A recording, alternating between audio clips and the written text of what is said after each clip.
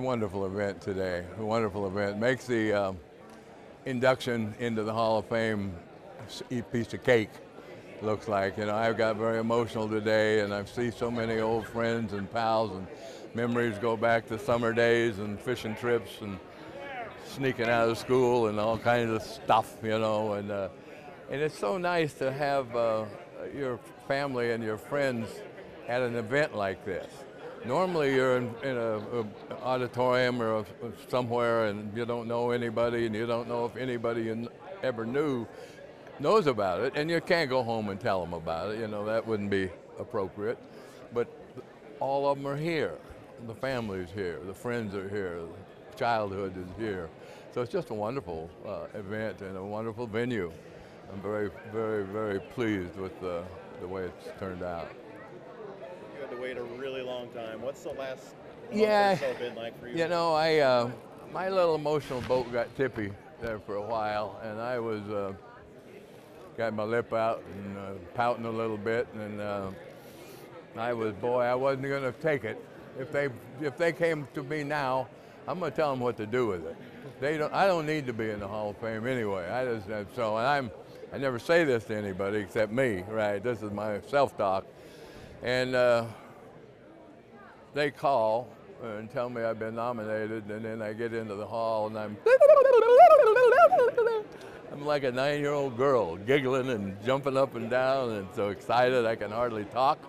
So all the negative thoughts went out the door and out the window, and it became just a wonderful experience from every aspect of it so far. There hasn't been a negative blurb or a negative thought or a negative comment.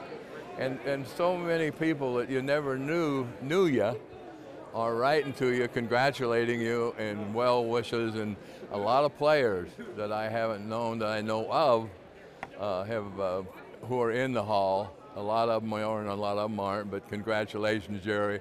We'll see you in Canton, Jerry. We'll do this, Jerry. So it's just been an overwhelming bunch of best wishes and good thoughts and good feelings, and all of that transfers to me, and I take it personal, I take it in, and it's just wonderful to experience. How much do you spend time thinking about what's going to come in Canton in August and the speech and all that? Yeah, you take people's time, and you want to leave something with them. Plus, Coach Lombardi had such an incredible impact on my life. He just turned my life around. He just gave me a burn, gave me a fire, gave me a hunger, a drive, and a quest for excellence. And the experience in that town, Bart Starr gave me a lot. Bart Starr was better than I thought a human could be. And I thought I'm going to catch Bart in a closet one of these days, and I'm going to watch him. And I don't believe anybody's that good, right? I watched him for 10 years, and I finally threw in with him.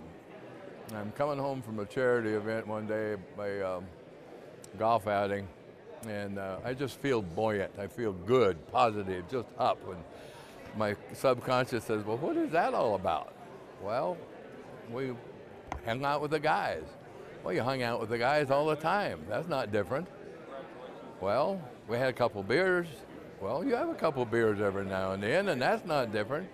Well, what was it? It was the people. The people there are positive people. They're giving back. They're trying to help out. There are no jerks that come to these charity events. They don't show. Just the people who are good people and trying to help show.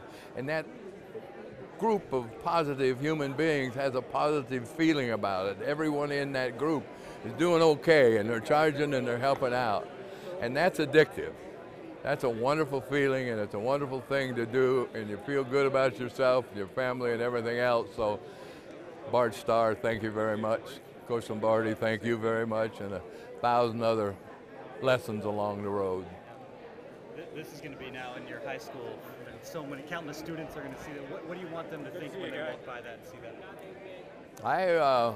I'd like us to put you can, if you will, on it. I'd like to have them understand from today that it doesn't matter where you start, it matters where you finished. It matters that you do what you want to do.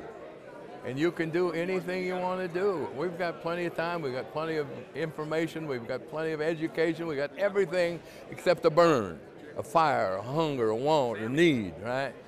If we get that, we got it all. So they can. And I didn't believe in myself as a young child. I was a klutz, like I said earlier, but I just had not much hope for me, right? But then one guy gave me a compliment, and then another guy, and then maybe I can. And so you started working at it a little bit. And Coach Lombardi was the ultimate moment for me. Gave me a real serious chewing out on the field.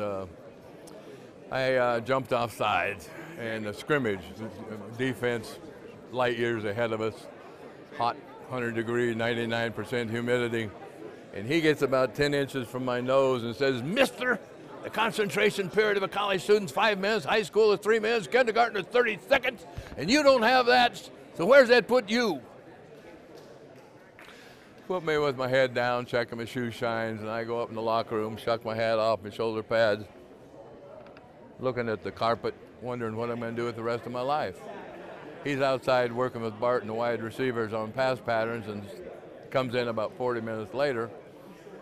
And he walks down to my locker, the far end of the locker room, pats me on the head and said, "Son, one of these days you're going to be the best guard in football."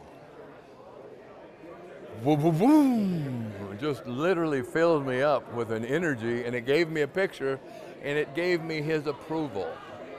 Approval and belief are two of the most powerful motivators known to man.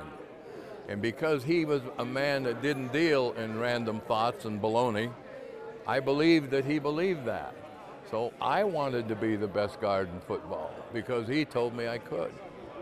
And so I would like these kids to know that and understand how much the emotion is a part of that process. The want. You gotta be hungry. You gotta want something. You gotta be willing to pay the price.